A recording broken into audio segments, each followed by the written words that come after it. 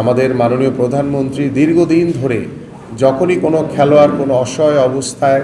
তার জীবন চলছিল, ঠিক তখনই তিনি আমাকে নির্দেশনা দিতেন যে আমি যাতে ওই ক্রীড়াবিদের পাশে গিয়ে দাঁড়াই। এবং আমাদের মাননীয়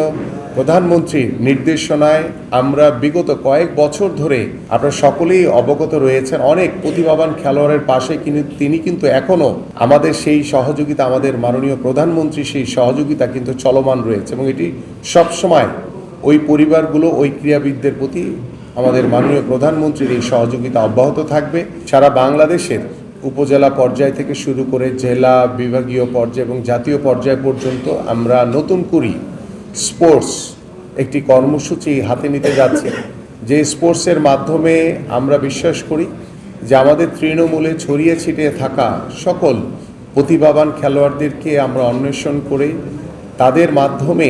আমরা ভবিষ্যতে বাংলাদেশের প্রতিনিধিত্ব করার মতো সেই সকল গুণী প্রতিভাবান খেলোয়াড়দেরকে বাছাইয়ের মাধ্যমে আমরা আগামীর বাংলাদেশে ক্রীড়াঙ্গনের একটি পরিবেশ এবং ক্রীড়াঙ্গনের একটি বাংলাদেশ গড়ে তোলার জন্য আমাদের বর্তমান সরকার আমরা বদ্ধপরিকর। আয়রন ম্যান খ্যাত আমাদের আয়রন লেডি, যার দীর্ঘদিন যিনি আমাদের বিকেএসপিতে পড়াশোনা থেকে শুরু করে খেলাধুলার বিভিন্ন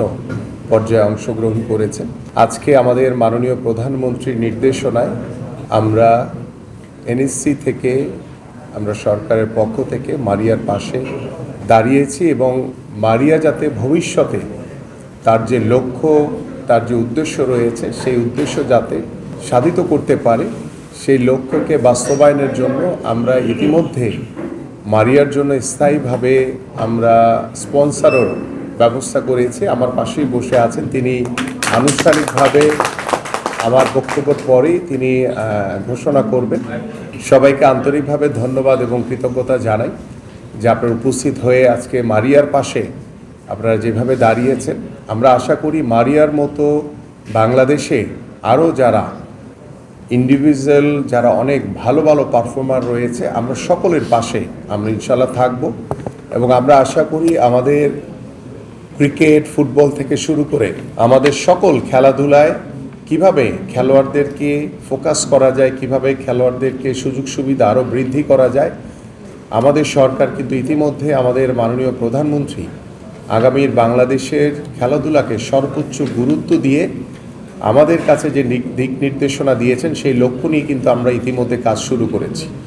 এবং আপনারা সকলেই অবগত আছেন যে আল্লাহর রহমতে আমরা খেলোয়াড়দেরকে একটি বেতন কাঠামোর ভিতরে আনার একটি নীতিগত সিদ্ধান্ত নিয়েছি। পাশাপাশি আমাদের জাতীয় শিক্ষাক্রমে আমরা ৪র্থ শ্রেণী থেকে খেলাধুলাকে বাধ্যতামূলক করতে যাচ্ছি। পাশাপাশি আমাদের ঈদের পরপরই আমরা হয়তোবা মিডল অফ এপ্রিল কিংবা এন্ড অফ এপ্রিলে গিয়ে আমরা সারা বাংলাদেশের উপজেলা পর্যায় থেকে শুরু করে জেলা, বিভাগীয় পর্যায় এবং জাতীয় পর্যায় পর্যন্ত আমরা নতুন করি স্পোর্টস একটি কর্মসূচি হাতে নিতে যাচ্ছি, যে স্পোর্টসের মাধ্যমে আমরা বিশ্বাস করি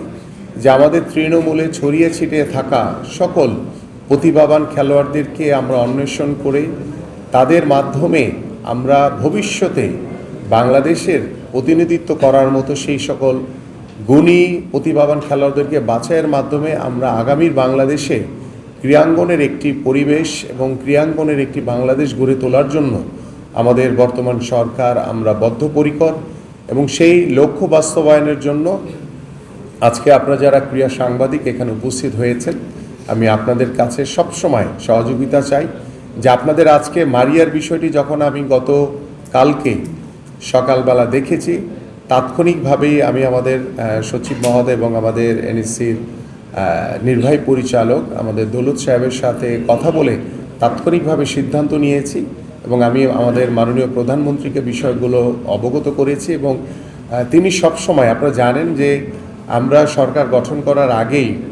আমাদের মাননীয় প্রধানমন্ত্রী দীর্ঘদিন ধরে যখনই কোনো খেলোয়াড় কোনো অসহায় অবস্থায় তার জীবন চলছিল,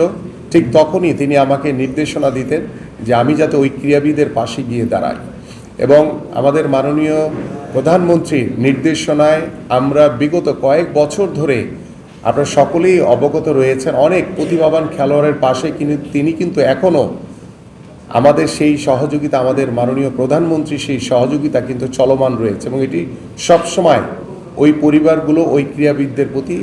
আমাদের মাননীয় প্রধানমন্ত্রীর এই সহযোগিতা অব্যাহত থাকবে। এবং আমরা বিশ্বাস করি সেই প্রতিভাবান খেলোয়াড়দেরকে তুলে এনে আমরা যাতে আগামীতে একটি সুন্দর পরিবেশ, একটি সুস্থ জাতি গঠন করার জন্য, একটি মাদকমুক্ত সমাজ গঠন করার জন্য খেলাধুলা হবে অন্যতম একটি মাধ্যম।